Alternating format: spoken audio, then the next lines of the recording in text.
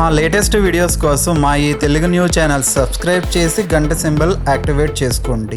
December 23న Mukkoti Ekadashi రాబోతోంది. ముక్కోటి ఏకాదశినే వైకుంఠ ఏకాదశి అని కూడా అంటారు.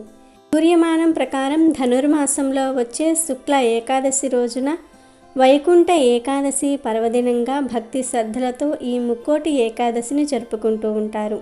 వైకుంఠ ఏకాదశి రోజున అన్ని వైష్ణవ ఆలయాలలో కూడా శ్రీ మహావిష్ణువు ఉత్తర ద్వార దిశలో దర్శనం ఇస్తూ ఉంటారు. శ్రీ మహావిష్ణువు గరుడ వాహనంపై 3 కోట్ల దేవతలతో భూమిపైకి వచ్చి భక్తులకు ఉత్తర ద్వార దర్శనం ఇస్తారని మన పండితులు చెప్తూ ఉన్నారు. 3 కోట్ల దేవతలతో వచ్చి దర్శనం ఇస్తాడు కాబట్టి దీనిని ముక్కోటి ఏకాదశిగా పిలుస్తారు. వైకుంఠ ఏకాదశిని త్రికోటి ఏకాదశిగా కూడా పిలుస్తారు. ఈ ముక్కోటి ఏకాదశి రోజునే క్షీరసాగర మదనంలో ఆలాహలం పుట్టింది. ముక్కోటి ఏకాదశి లేదా వైకుంఠ ఏకాదశి చాలా పవిత్రమైన రోజు.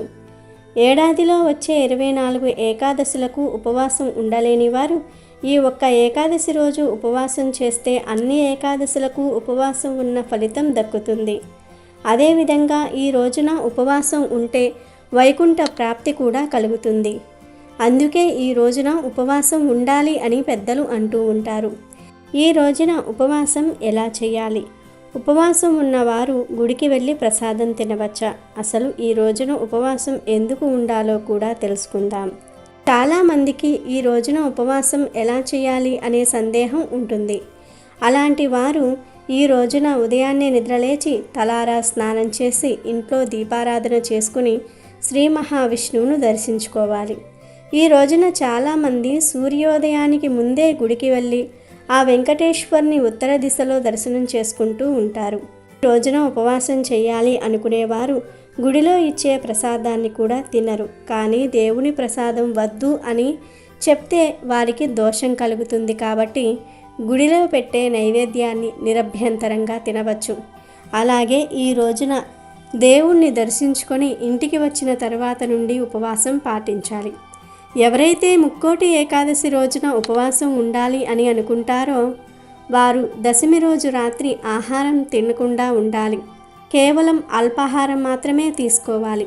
అంటే బియ్యంతో చేసినవి కాకుండా అల్పాహారం మాత్రమే తీసుకోవాలి. ఇక ఏకాదశి రోజున పూర్తిగా ఉపవాసం ఉండాలి. ఈరోజు తులసి నీటిని మాత్రమే సేవిస్తూ ఉండాలి. ఇక ఈరోజు రాత్రి జాగారం చేయాలి. జాగారం చేస్తున్న సమయంలో విష్ణు సహస్రనామ పారాయణం, విష్ణుమూర్తికి సంబంధించిన కథలను చదువుకుంటూ ఉండాలి. మరుసటి రోజు అంటే ద్వాదశి నాడు మళ్ళీ శ్రీహరిని దర్శించుకొని ఉపవాస దీక్షను విరమించాలి. ద్వాదశి రోజు ఒక బ్రాహ్మణుడికి ఆహారం పెట్టిన తర్వాత మీరు ఆహారాన్ని తీసుకోవాలి. అప్పుడే ఉపవాస దీక్ష ఫలితం దక్కుతుంది. అలాగే ఈ రోజున ఆవులను పూజిస్తే విశేష ఫలితాలు కలుగుతాయని పండితులు చెప్తూ ఉన్నారు. ఈ ముక్కోటి ఏకాదశి రోజు అసలు ఏమీ తినకుండా ఉండలేని వారికి శాస్త్రం ఒక సలహా ఇచ్చింది. అదేమిటంటే ఏకాదశి రోజున పండ్లు, పచ్చిపాలు, ద్రవ పదార్థాలు తీసుకోవద్దు. ఈరోజు బాసురుడు అనే రాక్షసుడు బియ్యంలో ఉంటాడని పెద్దలు అంటూ ఉంటారు. కాబట్టి బియ్యంతో కూడుకుని ఉన్నటువంటి ఎటువంటి పదార్థాలైనా సరే ఏకాదశి రోజున తినకూడదు. ఇక ఈ రోజున గుడిలో పెట్టే నైవేద్యము, పండ్లు, పాలు, ద్రవ పదార్థాలు తీసుకోవచ్చు. కానీ వీటిని మితంగా తీసుకోవాలి. తినవచ్చు అన్నారు కదా అని కడుపు నిండా తినకూడదు. ఇక ఈరోజు చిన్నపిల్లలు, గర్భిణీ స్త్రీలు, వృద్ధులు, ఆరోగ్య సమస్యలు ఉన్నవారు ఉపవాసం చేయకపోయినా ఏమీ కాదు. వీరు పూజ, దేవాలయ దర్శనం చేసుకోవటం చాలా మంచిది.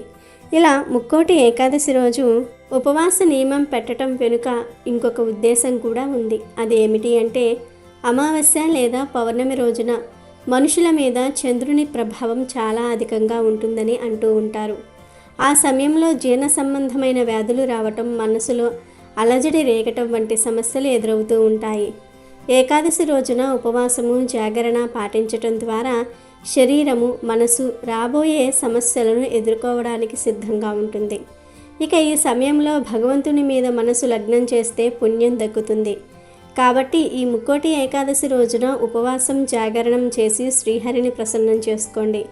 అలాగే ఏకాదశి నాడు ఉపవాసం ఉండేవారు దశమి రోజు రాత్రిన పండ్లు కానీ టిఫిన్ కానీ తిని పడుకోవాలి. ఆ తర్వాత ఏకాదశి రోజున కేవలం తులసి నీళ్లను మాత్రమే తీసుకోవాలి. పూర్తిగా ఉపవాసం చేయలేని వారు మాత్రమే పండ్లు పాలు తీసుకోవాలి. అవి మితంగానే తీసుకోవాలి. ఆ తర్వాత ద్వాదశి రోజున ఒక్కసారిగా ఆహారం తీసుకోకూడదు. ద్వాదశి రోజున దైవ దర్శనం చేసుకున్న తర్వాత టిఫిన్ చేయాలి. మధ్యాహ్నం ఆహారం తీసుకోకూడదు. రాత్రి సమయంలో కూడా టిఫిన్ చేయటం మంచిది. అలాగే ద్వాదశి రోజు మధ్యాహ్నం పడుకోకూడదు. ఒక్క రోజంతా కూడా ఉపవాసం చేసి మరుసటి రోజు వెంటనే ఆహారం తినటం వల్ల జీర్ణకోశ సంబంధిత రోగాలు వచ్చే అవకాశం ఉన్నదని వైద్య నిపుణులు చెప్తూ ఉన్నారు. ఈ విధంగా దశమి రోజు ఉపవాసం స్టార్ట్ చేసి ద్వాదశి రోజుకు ఉపవాసం పూర్తవుతుంది. ఇలా చేయటం వల్ల దైవ అనుగ్రహం పొందుతారు. అలాగే ఆరోగ్యపరంగా కూడా బాగానే ఉంటుంది. అలాగే ఉపవాసం చేసేటప్పుడు మనం చెప్పుకున్న జాగ్రత్తలు పాటిస్తే చాలా మంచిది. అలాగే ఉపవాసం పూర్తయిన తర్వాత తప్పనిసరిగా బ్రాహ్మణులకు ఆహారం పెట్టిన తర్వాతనే మీరు ఆహారం తీసుకోవాలి.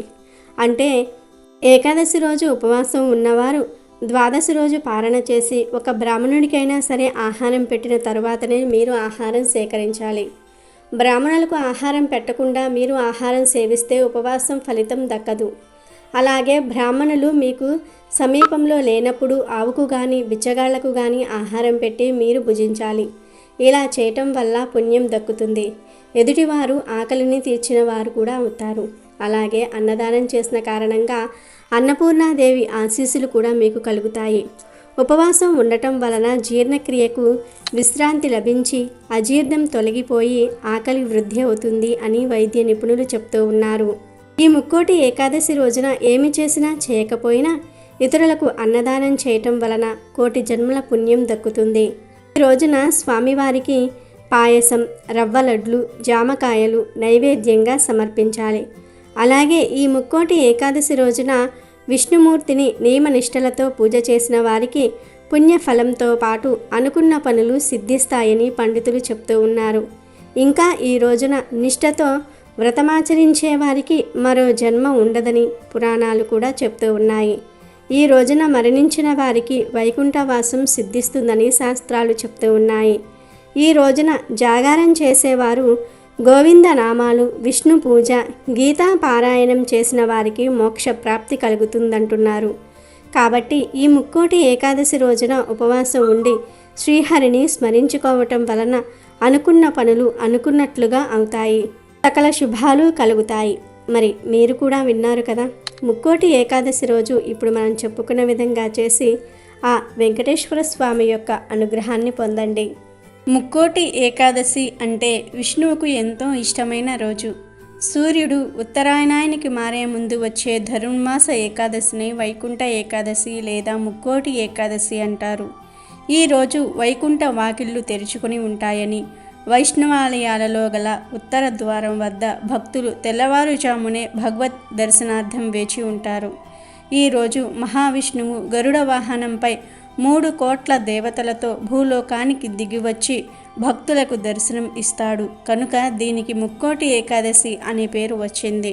అంతేకాదు ఈ ఒక్క ఏకాదశి 3 కోట్ల ఏకాదశులతో సమానమైన పవిత్రతను సంతరించుకున్నందువలన దీనిని ముక్కోటి ఏకాదశి అంటారు. పద్మపురాణం ప్రకారం విష్ణువు నుండి ఉద్భవించిన శక్తి ముర అనే రాక్షసుని సంహరించిన రోజు వైకుంఠ ఏకాదశి. ముర అనే రాక్షసుడు దురాగతాలు భరించలేక దేవతలు విష్ణువును శరణు వీడుగా ఆయన ఆ రాక్షసుడితో తలపడి ఇతన్ని సంహరించాలంటే ప్రత్యేక అస్త్రం కావాలని గ్రహించి బదరిక ఆశ్రమంలోని హేమవతి గృహంలోనికి ప్రవేశించాడు.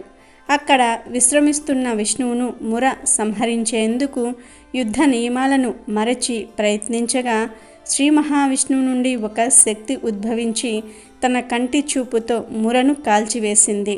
అప్పుడు శ్రీ మహావిష్ణువు సంతోషించి ఆమెకు ఏకాదశి అని పేరు పెట్టి వరం కోరుకోమని చెప్పాడు. దానికి ఆమె ఈరోజు ఉపవాసం ఉన్న వారి పాపాలన్నీ కూడా పోగొట్టాలని కోరుకుంటుంది.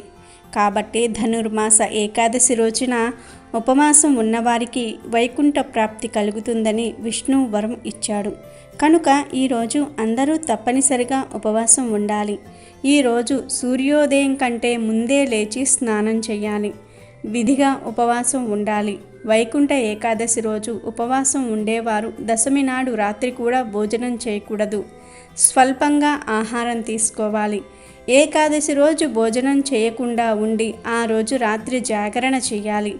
మరునాడు ఉదయం ద్వాదశి గడియలు దాటక ముందే పారణ చేయాలి. అంటే ఒక అతిథికి భోజనం పెట్టి మీరు తినాలి. ఈరోజు చేసే దానం ఎంతో పుణ్యాన్ని ఇస్తుంది. సంవత్సరంలో 24 ఏకాదశులలో ఉపవాసం చేయలేని వారు ఈ ఒక్కరోజు ఉపవాసం ఉంటే మిగిలిన అన్ని ఏకాదశులు ఉపవాసం ఉన్న ఫలితం కలుగుతుందని విష్ణు పురాణం చెప్తుంది. ఈరోజు ఉత్తర ద్వారం నుండి స్వామివారిని దర్శిస్తే వారికి యముడితో పనుండదు. విష్ణు లోకాలన్నీ కూడా పొందుతారు. అలాంటి వారికి నరక బాధలు ఉండవు. వైకుంఠ ఏకాదశి రోజు మురా అనే రాక్షసుడు బియ్యంలో దాక్కుని ఉంటాడు. అందుకే బియ్యంతో చేసిన ఏ పదార్థాన్ని కూడా ఈరోజు తినకూడదు. ఈరోజు బియ్యానికి సంబంధించిన ఆహారం కాకుండా తులసి తీర్థంతో, తేనె నీటితో లేదా పండ్లు, పండ్ల రసాలు, పచ్చిపాలు, తేలికగా జీర్ణమయ్యే ఆహారం స్వల్పంగా తీసుకోవచ్చు. ఇక రాత్రి జాగరణ చేయాలి. భగవంతుణ్ణి భజనలతో ఆ స్వామికి దగ్గరగా ఉండాలి. స్వామివారు ఈరోజు వైకుంఠ ఉత్తర ద్వారం గుండా దర్శనం ఇచ్చినప్పుడు 3 కోట్ల దేవతలు అక్కడకు వచ్చారంట. ఆయనను మొట్టమొదటి దర్శించుకోవడానికి 3 కోట్ల మంది దేవతలు వచ్చారంట. ఇక స్వామి అలా దర్శనం ఇవ్వగానే 3 కోటి దేవతలు స్వామివారిపై పువ్వులను చల్లారు. దానికి శ్రీ మహావిష్ణువు ఎంతో సంతోషించి 3 కోట్ల దేవతల పేర్లు కలిసి వచ్చేలాగా ఈ ఏకాదశికి త్రికోటి ఏకాదశి అని స్వామివారు పేరు పెట్టారని పురాణాలు చెప్తూ ఉన్నాయి. ఈ త్రికోటి ఏకాదశే నేడు ముక్కోటి ఏకాదశి అయ్యింది. ఈరోజే హాలాహలం అమృతం పుట్టాయని పెద్దలు అంటూ ఉంటారు. ఈరోజు ఉపవాసం చేస్తే ఆరోగ్యానికి చాలా మంచిది. కనుక మీరు కూడా ముక్కోటి ఏకాదశి రోజు ఈ చిన్న చిన్న పనులు చేయండి. ఆ లక్ష్మీనారాయణుల యొక్క అనుగ్రహాన్ని పొందండి. ఐశ్వర్యంతో పాటు సకల పాపాలను పోగొట్టుకోండి. అమెజాన్లో బెస్ట్ డిస్కౌంట్స్ కోసం వీడియో డిస్క్రిప్షన్లో లింకు ఉంది, చూడండి. అలాగే మా టెలిగ్రామ్ ఛానల్ సబ్స్క్రైబ్ చేసుకోండి.